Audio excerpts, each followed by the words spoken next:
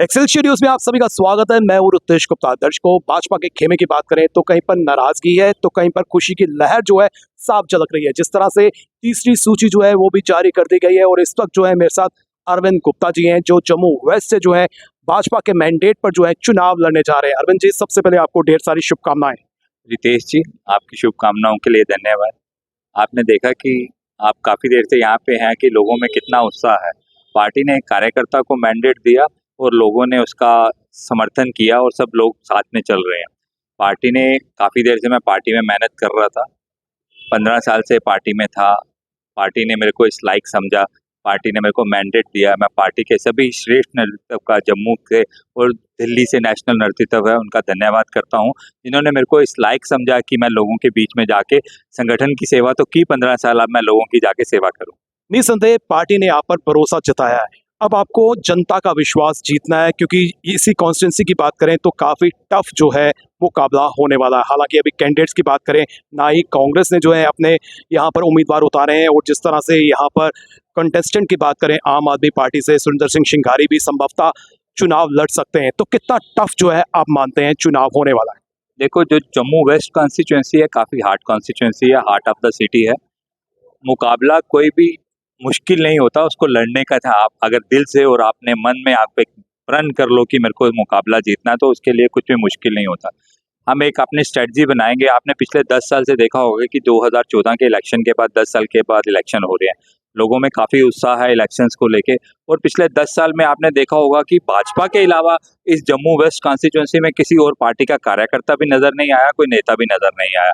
जब कभी कोविड की बात थी, तब भी कोविड के होने के टाइम भी हमारे नेशनल जो स्टेट प्रेसिडेंट थे, उनको भी कोविड हुआ था, वो भी कोविड में काम करते रहे। हम लोग भी कोविड में काम करते रहे। आफ्टर एब्रोगेशन ऑफ आर्टिकल 370 तब भी हम लोग यहाँ पे लोगों के बीच में थे।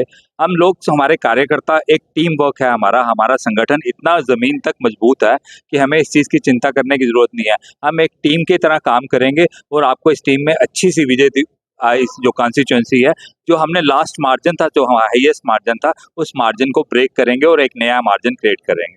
प्रायोरिटी की बात करें तो हर कैंडिडेट की अपनी अपनी प्रायोरिटी होती है अपनी कॉन्स्टिट्यूंसी को लेकर।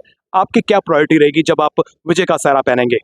मेरी प्रायोरिटीज, मेरे को ना 3-4 दिन से जब मैं कॉन्स्टिट्यूंसी में इस टाइम लोगों से मिलना हो रहा है, लोगों की कंप्लेंट्स है बिजली, पानी और कुछ छोटे छोटे इश्यूज को लेके। बिजली, पानी और अपना रोड्स को लेके मेरा मानना है कि अगर 75 साल आज़ादी के बाद भी हमें बिजली, पानी और सड़क के लिए लड़ना पड़े, तो हमारे लिए एक सोचने की बात है। 75 साल में से 2.5 साल ही हमें मौका मिला भाजपा को यहाँ पे काम करने का। उससे पहले 70 साल एक ही पार्टी, एक ही लोगों ने काम किया, एक ही परिवारों ने काम किया, और उन्होंने यहाँ पे जम्मू कॉन्स्टिट्यूंसी के लिए नहीं, ओवरऑल जम्मू के लिए कुछ भी नहीं सोचा। और आपने 2014 से पीछे चले जाओ और 2014 का आपको डिफरेंस जो है आपको नजर आएगा। मैं चाहता हूँ कि जो बेसिक एमिनिटीज के लिए लोगों को अपना कहीं कि ना किसी विधायक को और ना किसी कॉर्पोरेटर को, किसी को, उनको ये फैसिलिटीज उनका राइट बनता है, और गवर्नमेंट को प्रोवाइड करना उनका, गवर्नमेंट का भी फर्ज बनता है कि उनको हम ये चीज़ें प्रोवाइड करें। और जो हमारे कॉन्स्टिट्यूंसी को है, मैं कॉन्स्टिट्यूंसी के जितने प्रोमिनेंट्स लोग हैं, जितने हमारे समाज के लोग हैं, जितने मेन लोग होंगे, उनके साथ एक ग्रुप बना के कॉन्स्टिट्यूंसी की डेवलपमेंट के लिए हम अपनी कॉन्स्टिट्यूंसी को, जम्मू में वेस्ट कॉन्स्टिट्यूंसी को कैसे बेस्ट बना सकते हैं, क्योंकि जम्मू स्मार्ट सिटी के अंदर आ गया हुआ है और हमारे 15 वार्ड हैं इसमें। हम उसमें बेस्ट क्या ला सकते हैं लोगों के लिए, बच्चों के लिए, बुजुर्गों के लिए। अपने वहाँ पे जो हेल्थ सेंटर को कैसे हर व्यक्ति को छोटी मोटी बीमारी के लिए भी मेडिकल कॉलेज ना जाना पड़े, हमारे पीएचसी सेंटर वगैरह हैं, उनको कैसे मॉडर्नाइज कर सकते हैं। हम इस इश्यूज को लेके चलेंगे कि लोगों के बीच में जाके हम कॉमन मैन का लेके कि हमारे कॉन्स्टिट्यूंसी में कैसी डेवलपमेंट होनी चाहिए, जैसे वो एक ओपिनियन बनेगा, हम उसके अकॉर्डिंग काम करेंगे।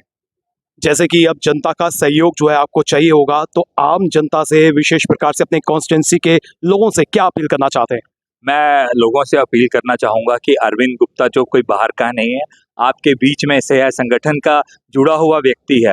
हम यहाँ पे लोगों के बीच में रहते थे, और लोगों को चाहिए कि वो अरविंद गुप्ता को समर्थन करें, अपना बेटा समझ के, अपना भाई समझ के। अगर वो मेरे पे पूरा विश्वास जताएंगे, तो अरविंद गुप्ता भी उनकी जो चुनौतियाँ होंगी या उनके जो काम होंगे, उन पे पूरा खरा उतरेगा। तो आखिर में मैं ये जानना चाहता हूँ, जिस तरह से लिस्ट जो है वो जारी हो चुकी है, इस लिस्ट में आपको क्या लगता है कि सीएम फेस कौन हो सकता है अगर भाजपा सत्ता में आती है तो? देखो, पार्टी का जो सीएम फेस होगा वो भाजपा का होगा, वो कौन होगा वो पार्टी डिसाइड करेगी। वो नेशनल हमारी पार्टी है वो देखेंगे, नेशनल नेतृत्व देखेगा या स्टेट का नेतृत्व देखेगा, वो उनका प्रेरोगेटिव है कि कौन आएगा। लेकिन जो अपना सीएम कैंडिडेट होगा वो भाजपा का ही होगा। मैनिफेस्टो की बात करें तो भाजपा ने अभी तक अपना मैनिफेस्टो जो है वो जारी नहीं किया, इसकी क्या वजह है? मैनिफेस्टो के हमारे लोगों के एक्चुअली क्या है, हम मैनिफेस्टो को हर कंस्टिट्यूएंसी में जितने भी पॉइंट्स हैं लोगों के, हम उनको लेके चल रहे हैं। एक ब्रॉड माइंड होके एक मैनिफेस्टो तैयार हो रहा है लोगों की चीज़ों को देखते हुए, लोकहित के लिए देखते हुए।